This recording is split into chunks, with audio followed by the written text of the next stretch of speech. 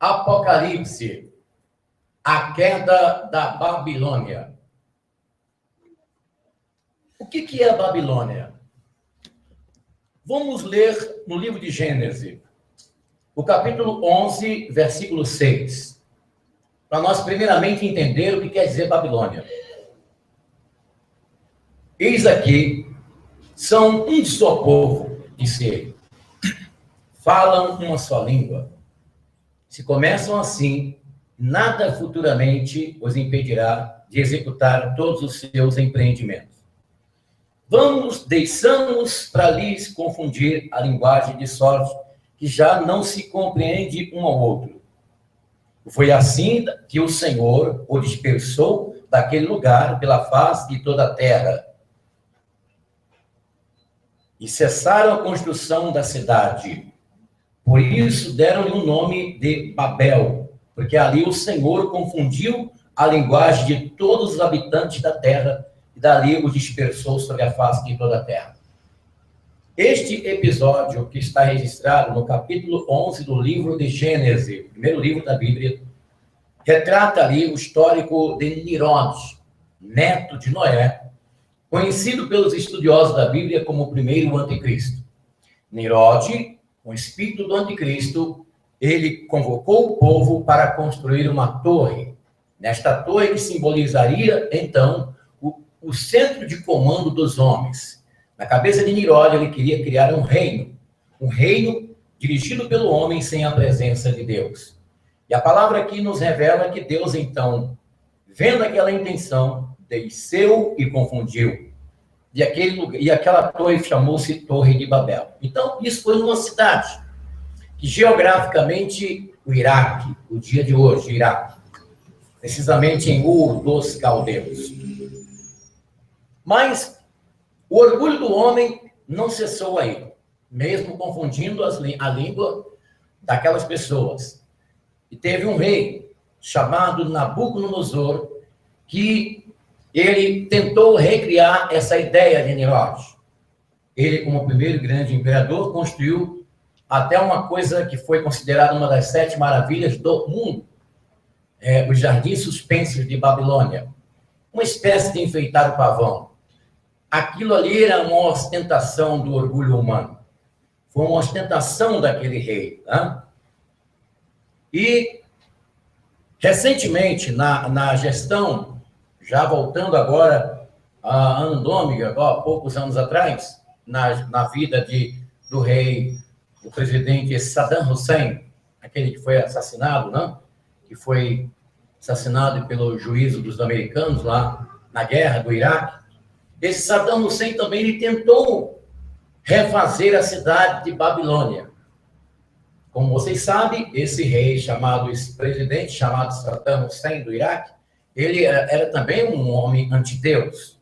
E ele colocou em todo o Iraque as imagens dele, de demonstração de ostentação de orgulho humano. Mas essa cidade de Babilônia, ela foi destruída, mesmo na gestão do império de Nabucodonosor. Foi então o império dos Medos e Persas que entrou lá e destruiu a cidade. Vamos ver isso escrito lá no livro do profeta Isaías, quando o profeta, no capítulo 13, versículo 19 e 20, do livro do profeta Isaías, fala: então Babilônia, a pérola dos reinos, a joia do que os caldeus tanto se orgulham, será destruída por Deus como Sodoma e Gomorra. Aqui o profeta Isaías estava profetizando a destruição da cidade de Babilônia. Nunca mais será habitada nem povoada até o fim dos tempos. O árabe não mais erguerá ali a sua tenda. Os pastores não amanharão ali seus rebanhos, e etc. Então essa cidade foi destruída. O que aconteceu? O império dos Medas e Persas, comandado pelo Ciro, pelo rei Ciro, eles desviaram o leito do rio Eufrates, e por debaixo dos muros de Babilônia, que era uma cidade cercada por muros, na espessura de uma estrada como esta que passa aí na nossa frente, E eles passaram debaixo do muro e destronou e destruiu a cidade e estabeleceu o segundo império mundial dos Medas e Persas. Vamos para o livro do Apocalipse, que fala sobre a queda da Babilônia. E veio então um dos 7 anjos, que tinha 7 taças, e falou comigo: vem, eu te mostrarei a condenação da grande meretriz, que se assenta à beira de muitas águas, com a qual se contaminaram os reis da terra. Ela inebriou os habitantes da terra com o vinho de sua luxúria. João aqui, que foi arrebatado na ilha de Patmos para ter a visão do Apocalipse, para ter a visão das coisas que haveriam de acontecer no mundo, no fim dos tempos, o que ele viu aqui, ele viu esta mulher assentada, refere-se a uma igreja. Eu tenho que ser claro e objetivo, eu tenho que dar a explicação para você, dando nome às coisas para você entender. Transportou-me, então, em espírito ao deserto, e vi uma mulher assentada em cima de uma besta escarlate, cheia de nome blasfematório, com 7 cabeças e 10 chifres. Que mulher é essa que João viu? Esta mulher que João viu é a Igreja Católica Apostólica Romana. Isso mesmo, pessoal. Eu vou repetir. João, ele viu aqui, nesta visão do Apocalipse, a Igreja Católica Apostólica Romana. A mulher estava vestida de púrpura, escarlate, adornada de ouro, pedras preciosas, pérolas. Tinha na mão uma taça de ouro cheia de abominações e de imundícia da prostituição. Na sua frente estava escrito um nome simbólico: Babilônia, a grande mãe da prostituição e das abominações da terra. E vi que a mulher estava ébria do sangue dos santos e do sangue dos mártires de Jesus, e essa visão encheu-me de espanto. Quando fala do sangue que foi derramado nos tribunais de inquisição que a igreja estabeleceu no decorrer dos séculos. A Igreja Católica Apostólica Romana é a continuação de Roma, porque vocês sabem que Roma, politicamente, foi destruída pelos turcos otomanos, o Império Romano Político. E esse Império Romano Político se perpetua até exatamente no dia de hoje, através da Igreja Católica Apostólica Romana, que, biblicamente falando, não obstante ela ser espiritual, ela é de caráter político. A Igreja Católica Apostólica Romana é um link de ligação do Império Romano Político com os nossos dias. A Bíblia nos informa que, através de 10 reis, Roma será ressuscitada no tempo do fim. É interessante notar que existem 2 Babilônias aqui no livro do Apocalipse. A Babilônia, que refere-se à Igreja Católica Apostólica Romana, comandada pelo Papa, e o poder comercial e político, que está no capítulo 18. Comercial e político, né? O 17 é espiritual, o 18 é física e comercial. A igreja a mulher montada, como diz aqui no capítulo 17, refere-se à igreja montada, é no sentido assim, figurado, montada no poder do anticristo, do ditador mundial que vai mandar no mundo. Então a igreja ela vai ter uma conotação muito forte com o reino que há de se manifestar no tempo do fim. Vamos ver aqui o versículo 11, que diz assim: quanto à besta que era, e já não é, e ela mesma é um 8º rei, todavia é um dos 7 a caminho da perdição. Note bem, quando fala em rei, está se referindo ao rei dessa mulher, que é a igreja, que foi fundada pelo imperador Constantino. O que acontecia lá na igreja primitiva?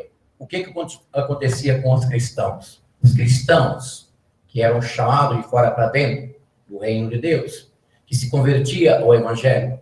Roma matava esses cristãos. Roma assassinava. Mas teve um rei, chamado Constantino. Este rei, este imperador, lá por volta de 380 da nossa era, ele fez o que nós hoje conhecemos de ecumenismo. O que é o ecumenismo? É uma junção de religião sob o comando de uma liderança espiritual. Nós definiríamos o ecumenismo nos moldes da Igreja Católica Apostólica Romana como uma junção religiosa de seitas e religiões sob o comando de uma, sob o comando de uma direção espiritual. Então, Constantino fez isso no início do século. Ele fundiu o paganismo. Ele pegou o paganismo e fez isso, ó, e criou a Igreja Católica.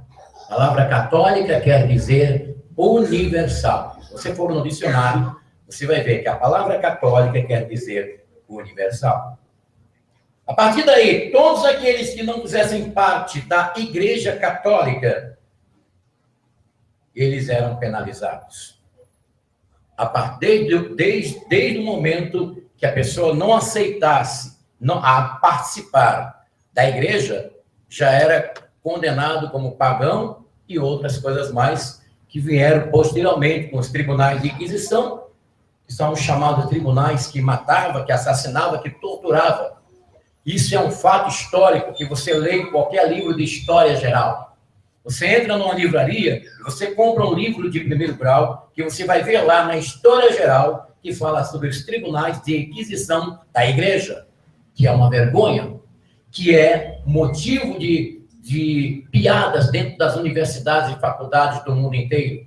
Os professores de história, os professores materialistas, ateus, céticos, blasfemam de Deus, blasfemam de Jesus Cristo, em plena sala de aula nas faculdades do mundo inteiro, quando o assunto toca nos tribunais de Inquisição, na morte, nos assassinatos, nas torturas daquelas pessoas que não aceitavam. E isso veio até nos nossos dias. Nos nossos dias, em 1929, no Tratado de Latrão, a igreja recebeu um terreno lá em Roma. Terreno onde criou-se a sede da Igreja Universal, da Igreja Católica, a Igreja do mundo inteiro. A Igreja dos Cristãos, essa igreja que foi fundada pelo imperador no início do século, ela foi consolidada. Uma coisa que os fiéis católicos do mundo inteiro não sabem é que neste momento que no Tratado de Latrão foi criado o Estado do Vaticano. E para os fiéis, o Vaticano é uma sede espiritual da igreja. Mas no fundo real da coisa, o Vaticano é um país, é uma nação e tem um presidente chamado atualmente Papa Francisco. Por isso que o versículo 11 aqui fala, quanto a fera que era, já não é a mesma. Oitavo rei, todavia é um dos 7. Que caminha para a perdição. Os 10 chifres que viste são os 10 reis, que ainda não receberam o reino, mas receberão por um momento poder real com a besta. Para nós falarmos do Apocalipse, nós temos que falarmos assim, devagar, da forma como nós estamos falando com vocês, para você entender, porque não adianta você ouvir nós falarmos aqui e você não entender. Esse reino vai ter uma conquista, vai ter uma influência muito grande. Quando a Bíblia fala aqui, olha, a relação dessa mulher com os reis da terra. Enebriada, na fronte estava escrito nomes simbólicos. Babilônia, a mãe da prostituição e das abominações da terra. E vi que a mulher estava ébria do sangue dos santos. Do sangue dos santos? Daqueles que foram derramados pela própria igreja. A igreja matou, assassinou, pessoal, através dos tribunais de inquisição. É triste falar nisso, mas isso foi fato verídico que aconteceu. E João, antes de acontecer, ele viu tudo, a decorrência dos fatos que haveriam de acontecer da igreja que se economizou, que fez o ecumenismo através do imperador Constantino. Entendeu? Agora é interessante que o livro do Apocalipse, capítulo 18, fala da Babilônia comercial. E esse anticristo, no período de 7 anos, ele vai reinar com... Ele vai reinar assim, com a parte espiritual de Babilônia, a parte política e a parte comercial de Babilônia. Interessante, né? É muito importante você guardar isso aí, né? Relação do anticristo, o poder durante 7 anos. E aí, o que ele vai fazer? Ele vai conseguir uma paz universal. Vai conseguir que muitas pessoas consigam conquista, não é isso que as pessoas querem? As pessoas querem conquistar, as pessoas não querem bens, as pessoas não querem prosperidade, as pessoas querem ter casa própria, não é isso? As pessoas querem ter aí terras, prosperidade, não é isso? E na gestão do anticristo, o anticristo vai proporcionar isso para a humanidade. A facilitação de adquirir esses bens. Vai haver uma estabilização comercial, de estabilidade, de prosperidade muito grande. E aí o pessoal vai dizer, agora nós estamos em paz. Agora este rei conseguiu. Ele conseguiu nos proporcionar o que nós queríamos tanto. Uma estabilização econômica para nossas vidas. Este rei merece a nossa adoração. Merece o nosso voto de confiança. Merece a nossa devoção total. E você sabia que essa devoção já começou? Já começou a devoção ao rei. Em Polônia foi construída a estátua do Papa João Paulo II, 15 metros de altura. E as pessoas já estão de joelhos na frente da estátua que foi erguida em Polônia. O Papa que faleceu. Não só na Polônia, mas também aqui em São Paulo, Rio de Janeiro e várias partes do Brasil, já tem a estátua de João Paulo II. Nunca houve uma romaria tão grande como está havendo no Vaticano, no túmulo do saudoso Papa João Paulo II. A veneração ao rei João Paulo II já começou há anos. Não somente a veneração, como também a beatificação e também a canonização. Nunca eu tomei conhecimento de uma rapidez, de uma beatificação e de uma canonização tão rápida, tão estrondosa, quanto aqui está sendo pelo Tribunal Canônico do Vaticano com relação ao Papa João Paulo II. Isto tem a ver com as escrituras, do qual nós acabamos de ler aqui, no capítulo 17.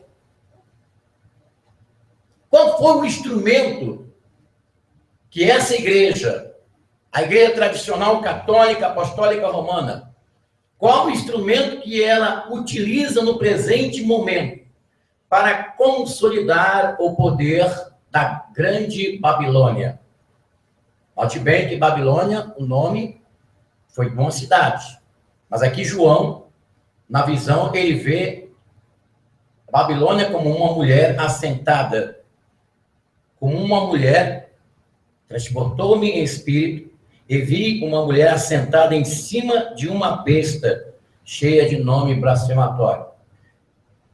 Significa o seguinte, que essa igreja, ela tem relação política com os reis da terra.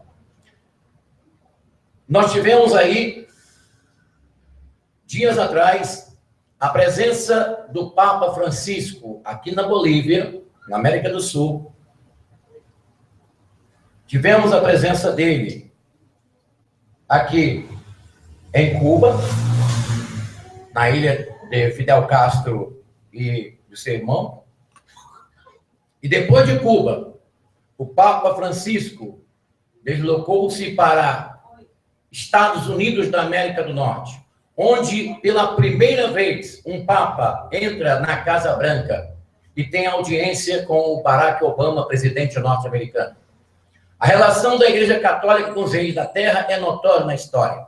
Até mesmo na Segunda Guerra Mundial, quando estava na vigência do poder do nazismo, a Igreja teve uma participação muito íntima com Adolf Hitler, Mussolini e outras potências como Bonaparte, Napoleão Bonaparte e outros reis, e você pode constatar isso dentro do histórico, da história geral.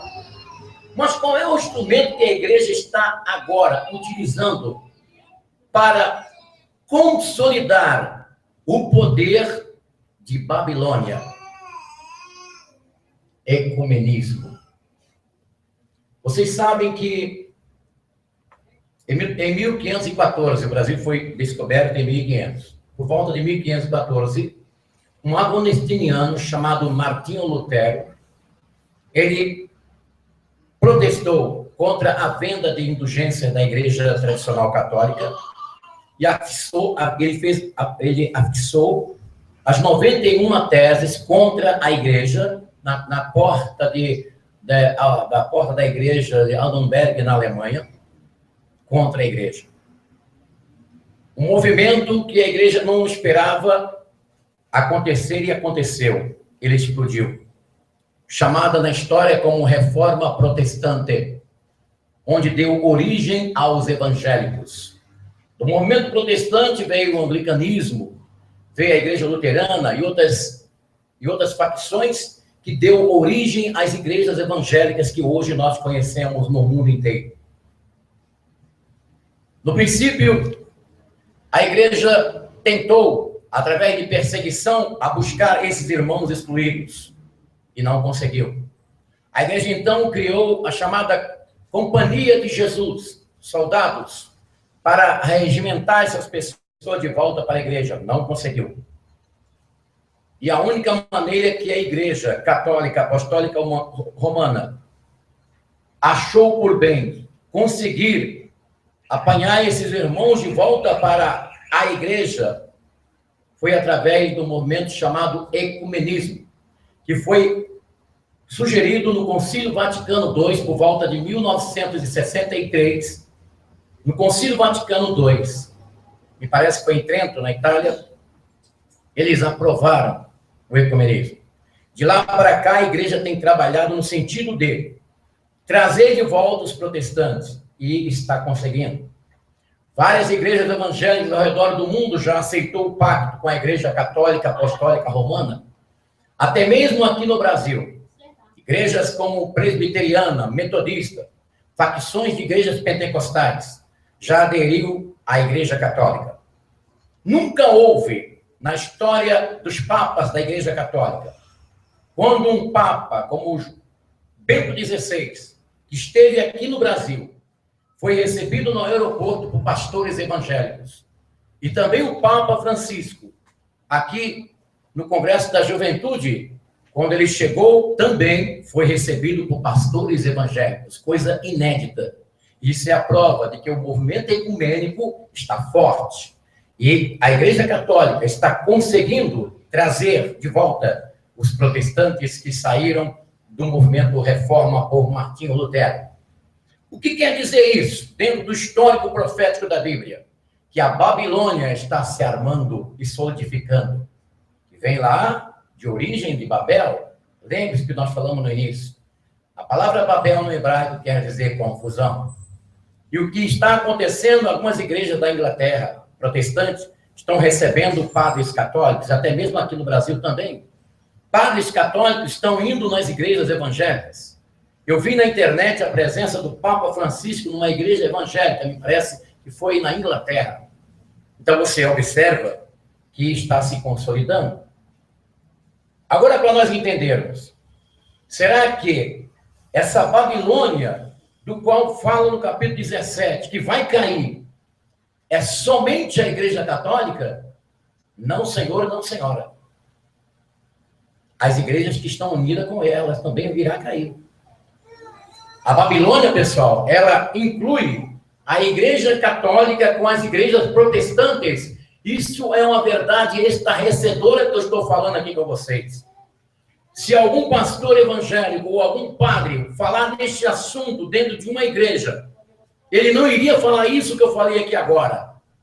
Principalmente pastor evangélico. Mas eu digo que a Babilônia é a consolidação ecumênica da Igreja Católica Romana com as igrejas evangélicas. E isso está se consolidando no Brasil, por exemplo. Aqui no Brasil. Aqui no Brasil já está se consolidando. Eu vi a entrevista do líder espiritual da Igreja Universal do Reino de Deus, Edir Macedo. Eu vi uma entrevista que ele fez na televisão. E o repórter perguntou assim: qual é a relação que o senhor tem com relação à igreja? Qual é a relação da Igreja Universal com a Igreja Católica? E o bispo Edir Macedo respondeu: não temos nenhuma. Não temos nada a ver. Só que o nome universal quer dizer católica. E se alguém que é um líder protestante, seja ele quem for, se disser assim, não temos nada a ver, dentro do capítulo 17 do Apocalipse, que fala da queda da Babilônia, a realidade é o seguinte: tem a ver sim, porque os protestantes são filhos da Igreja Católica. Então tem a ver. A Babilônia vai cair. Como que essa Babilônia vai cair? Tão poderosa, tão luxuosa, o Vaticano com um banco milionário, com luxúria, como diz aqui, taça de ouro, uma luxúria incomensurável, relações comerciais, industrial, o Vaticano relacionado com negócios no mundo inteiro, com patrimônios, com dinheiro espalhado por toda a terra. Como que vai cair a Babilônia? Próxima sexta-feira, você não pode deixar de ver. Nós vamos continuar esse assunto que a Bíblia nos revela, a queda da Babilônia. É um assunto que está escrito aqui, mas é muito difícil você ouvir alguém falar neste assunto. Mas está escrito na sua Bíblia, na Bíblia do católico, na Bíblia evangélica, na Bíblia de tradução João Ferreira de Almeida dos evangélicos, na Bíblia da Sociedade Bíblica do Brasil, da imprensa bíblica brasileira dos protestantes, na tradução Matos Soares. Está escrito lá na versão do original grego Koiné, está escrito que a Babilônia vai cair. O filme 2012, O Fim do Mundo, o trecho do filme mostra, sabe o quê? O Vaticano se implodindo. O cara que produziu esse filme, alguém pode até chamá-lo de doido, pode chamá-lo de maluco, mas no mínimo ele conhece o capítulo 17 de Apocalipse. Para ele colocar lá no filme 2012, O Fim do Mundo, o Vaticano sendo implodido, sendo invadido por mísseis, gente, no mínimo, o autor do filme 2012, O Fim do Mundo, pode ser um ateu, ele pode ser um materialista, ele pode ser um cético que duvida de tudo, mas, no mínimo, ele conhece o capítulo 17 do livro do Apocalipse. Senão ele não colocaria esta cena lá no filme. Está bem real, bem explícito. Mas quando a Bíblia fala sobre a queda da Babilônia, não está falando da queda do prédio da Babilônia. Está falando da queda da instituição religiosa que é a religião do cristianismo.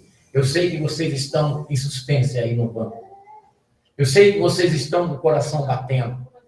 Eu sei que vocês estão assustados. João também se assustou. Você quer ver como é que João se assustou? Olha só. Eu vi que a mulher estava ébria do sangue dos santos e do sangue dos mártires de Jesus. E essa visão encheu-me de espanto. Capítulo 17, versículo 6 do livro do Apocalipse. João ficou espantado. Está pensando que João viu isso e ficou lá? Oh, Jesus. A mulher sentada em cima da besta. É assim. Ai, que coisa, né? Está pensando que João ficou normal. A Bíblia está dizendo que ele ficou espantado. Igual você aí ficou espantado agora. Como que a Babilônia vai cair? Próxima sexta-feira. Apocalipse. Revelações das coisas que haveriam de acontecer antes da volta de Jesus. Deus não está satisfeito com este mundo, pessoal. O mundo jaz no maligno. Você está vendo coisas acontecer espantosamente. Até mesmo aqui no nosso país, Brasil. Esses dias atrás, o acidente que aconteceu em Mariana, em Minas Gerais. Segundo os especialistas, segundo aqueles que entendem do meio ambiente, disseram que a recuperação do meio ambiente, do sistema ecológico, dali, daquele rio doce, que desemboca lá no Espírito Santo, será necessário 10 anos para restaurar o estado anterior do rio. E da prejuízo ecológico que abateu aqueles lugares por onde passou aquela lama daquela represa que rompeu-se lá em Mariana. Hoje, a televisão brasileira anunciou para todo o nosso país furacão no Rio Grande do Sul. O país Brasil não tinha essas coisas, pessoal. Por que está acontecendo furacão no Brasil? Em lugares nobres de pessoas ricas, como acontecia em Califórnia, em mansões de prejuízo de bilhões de dólares, agora está aqui no Brasil os furacões. A maldição sem causa não virá, diz a Bíblia. Deus não fica contente quando a mulher mata um neném no ventre dela. Deus não fica contente quando uma pessoa deixa de adorá-lo em espírito e em verdade e se prostra diante de uma imagem de escultura, se prostra diante de um poste, se prostra diante de um pedaço de pau e diz: venha que eu quero tua ajuda, me segure, porque eu preciso. Deus não se agrada, Deus abomina a idolatria. Leia a Bíblia, pessoal. Deus detesta quando nós nos curvamos diante de algo que não seja Ele. O Senhor diz, não é o apóstolo São João, não é o apóstolo São Paulo, não é Mateus, não é Marcos, não é Lucas, mas o próprio Deus, ele diz: não terás outros deuses diante de mim. E sabe o que Constantino fez? Ele pegou os deuses das nações, os deuses condenados por Yahvé, os deuses que aborreciam o Senhor das nações, e trouxe para dentro do que ele chamou igreja cristã, que na realidade era uma igreja apóstata. Quer saber disso? Leia as cartas para as 7 igrejas da Ásia, no Apocalipse, nós já falamos das cartas. Você vai ver as características da igreja apóstata. O que é a igreja apóstata? A igreja que se apostatou da sã doutrina, dos princípios da palavra de Deus, das doutrinas apostólicas, dos ensinos de Cristo. Porventura, Jesus ensinou que uma liderança religiosa de uma igreja que representa-o fosse ostentado em riqueza incomensurável, como é a igreja tradicional? Não, senhor, não, senhora. Jesus, ele diz bem claro, sem rodeio: não ajunteis tesoura na terra, onde a taça e o ferrugem corrói, mas ajunteis tesouro nos céus. É assim que está escrito. Então você observa, quando você lê as escrituras e você vê o que está no meio daquilo que nós sabemos, alguém nos disse que representa o Senhor. Alguém nos falou, alguém nos ensinou, porque nós fomos catequizados. Eu fui catequizado com 8 anos de idade. A minha primeira catequese foi dentro da própria escola pública. No Rio de Janeiro, eu digo até o nome da rua. Escola Municipal Getúlio Moura, se me fala a memória, na rua Gil de Queiroz, que fica próximo ao Parque Araruama, lá no Rio de Janeiro, entre Duque de Caxias e São João de Meriti. Nessa escola, onde eu tive o aprendizado de catecismo católico, com 8 anos de idade, eu já estava aprendendo o catecismo. Onde me ensinaram que só existe uma igreja lá. Que só existe essa, as outras não, é só essa. Mas quando você lê a Bíblia, quando você se aprofunda na palavra, quando você busca, porque eu fiz seminário, graças a Deus, mas eu fiz muitas perguntas lá dentro, que fiquei sem respostas até hoje. Hoje, graças a Deus, eu tenho a resposta, porque eu continuei buscando. Continuei igual os bereanos, examinando as Escrituras, como faço até hoje. Porque quando você lê a palavra, quando você lê a palavra de Deus, você tem um esclarecimento através do Espírito Santo. Agora, se você deixar de ler a palavra e se basear em tradições, em encíclicas, se você se basear em dogmas, se você se basear em tratados dos pais da igreja, você se perde na heresia, você se perde na mentira, você se perde nas mentiras de Satanás, do paganismo. Por isso que eu bato na tecla. Leem a Bíblia. Leem a palavra de Deus. Para você não ser enganado. Assim seja. Próxima sexta-feira. Como que a Babilônia vai cair? Revelações bombásticas. Que nós vamos falar aqui com você. E eu já comecei a ser criticado por causa dessas palavras que estão falando aqui do Apocalipse. Hoje eu recebi um telefonema aí de alguém de alguma igreja aqui de São Paulo, criticando fortemente as palavras que nós estamos falando aqui sobre o Apocalipse. Mas não vamos parar não, vamos continuar. Vamos até o final do ano falando sobre esse assunto. O Apocalipse, revelação de Deus, que mostra que estamos na contagem regressiva da volta de Jesus. Deus abençoe os nossos amigos que nos acompanham pela internet.